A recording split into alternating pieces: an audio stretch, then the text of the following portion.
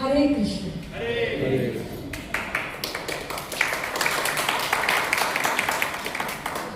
बहुत बहुत धन्यवाद, आपने हमारा उत्साह बढ़ाया।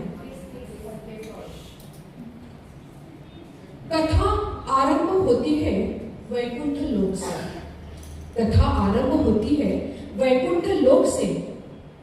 महर्षि भृगु ये परखने निकले हैं कि त्रिदेव में सबसे सहनशील कौन है। ब्रह्मा और शिव से अपमानित होकर वे अब वैकुंठ पर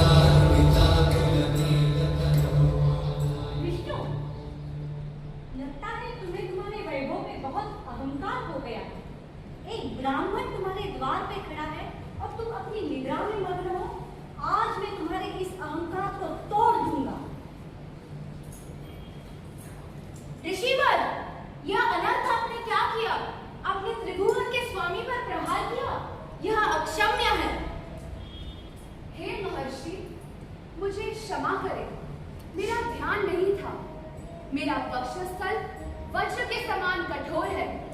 कहीं उस कारण आपके कोमल चरणों पर चोट तो नहीं पहुंची? आइए मैं आपके चरणों को दबा देती हूँ। प्रभु, आप धन्य हैं। आपका क्रोध शांत है। आपकी कृपा अनंत है। आप सर्वश्रेष्ठ है प्रभु। आप धन्य है प्रभु। आप धन्य है। विष्णु जी का स्पर्श पाते ही भृगु का क्रोध पिघल जाता है। प्रभु, आपने उस ऋषि को क्षमा कर दिया जिसने मेरे निवास स्थान आपके हृदय पर प्रहार किया। यह मेरा अपमान है और जहाँ मेरा सम्मान नहीं वहाँ मैं एक क्षण नहीं रुक सकती। देवी, यह ऋषि की परीक्षा थी। नहीं नारायण, मैं अब यहाँ नहीं रह सकती। मैं वैकुंठ त्याग रही। लक्ष्मी के बिना यह पूरा वैकुंठ सुना है। मैं भी भूलोक जाऊंगा। श्रीनिवास बनकर उन्हें पुनः प्राप्त करूंगा, उन्हें ढूंढूंगा। विष्णु जी अपने एक एक आभूषण उतारकर साधारण वनवासी श्री निवास के रूप में ध्यान में बैठ जाते हैं।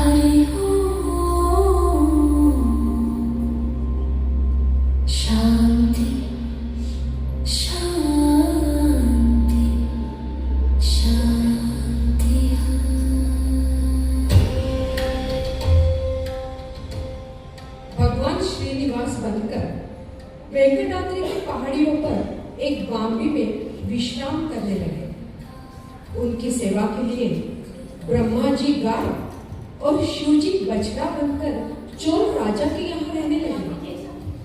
ब्रह्मा और शिव प्रतीकात्मक रूप में गाय बछड़े का रूप लेकर भगवान को दूध अर्पण करने आते हैं।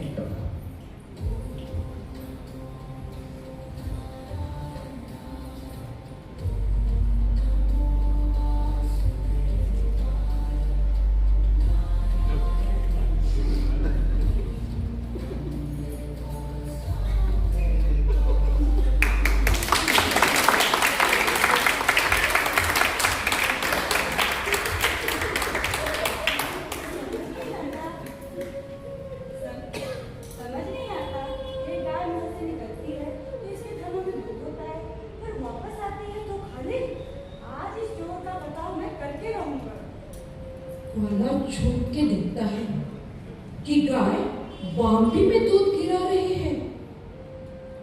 ओहो, तो ये गाय सारा दूध अपना सांप की बांगी में बहा रही है। अभी इसको सबक सिखाता हूँ। ग्वाला गुस्से से गाय पर वार करता है। श्रीनिवास बीच में आते हैं और उन्हें चोट लगती है।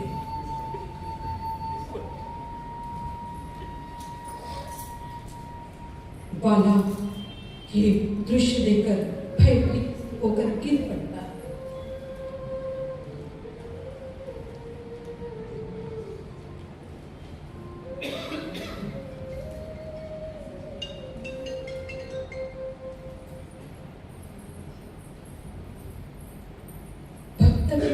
को भगवान ने ऊपर ले लिया।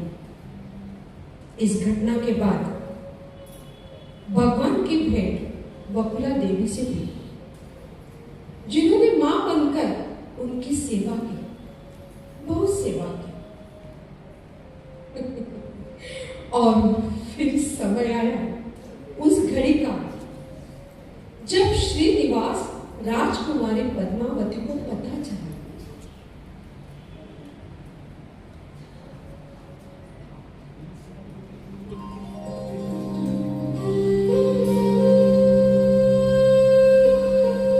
राजकुमारी पद्मावती प्रसन्नतापूर्वक अपने सहेलियों के साथ विश्राम कर रही है, आभूषण पहन रही है, श्राद्ध श्रृंगार कर रही है। तभी श्रीनिवास जी आते हैं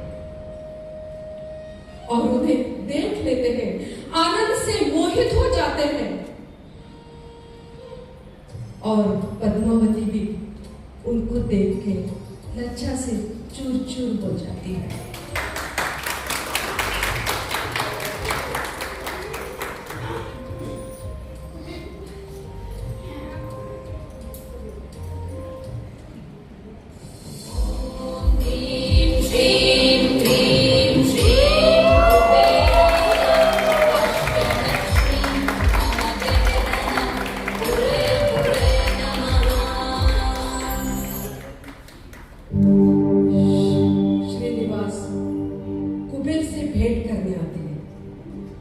देखो तो श्रीनिवास के मन में क्या चल रहा है।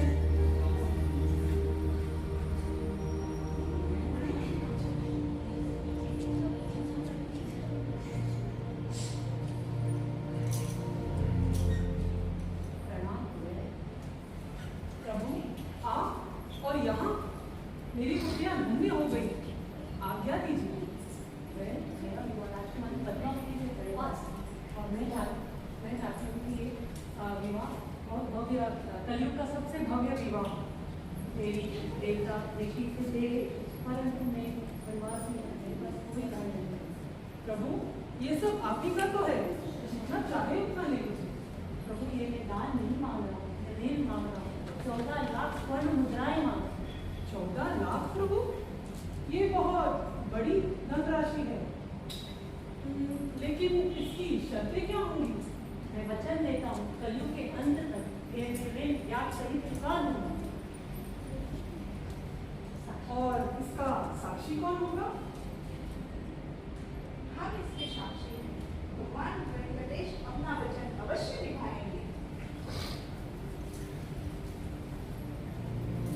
वे एक स्वर्ण थैली आदरपूर्वक श्रीनिवास को सौंपी।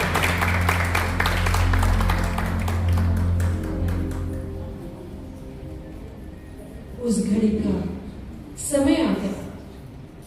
सब प्रफुल्लित आनंदित है। मंडप फूलों से सजा हुआ है। देखो, अपने आंखों से देखो कि मंडप कितना फूलों से सजा हुआ है।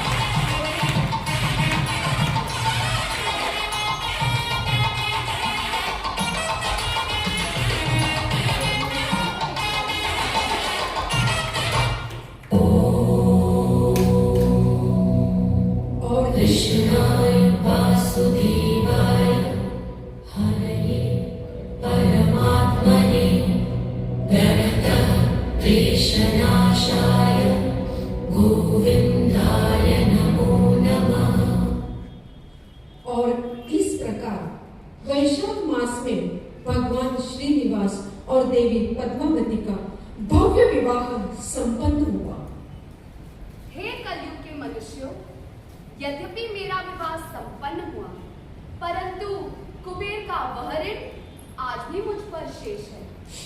मैं कलयुग के अंत तक तिरुमला पर्वत पर खड़ा रहूंगा और जो भक्त प्रेम से मेरे दर्शन करने आएगा और श्रद्धानुसार मुझे भेंट चढ़ाएगा, उसी से मैं कुबेर का यह ऋण चुकाऊंगा। इसलिए आज भी तिरुपति में करोड़ों भक्त आते हैं और भगवान का एक एक कुछ भी करके ऋण चुकाते हैं और हमें सबको पाप मुक्त और भय मुक्त करते हैं।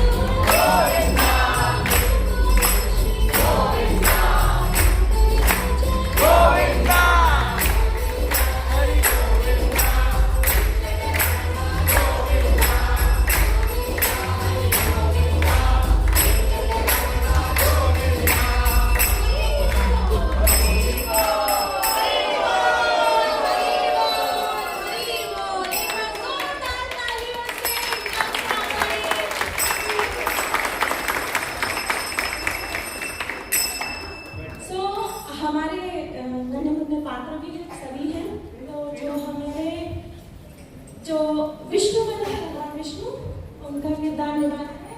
हरे कृष्णा, मेरा नाम श्लोका नेगी है।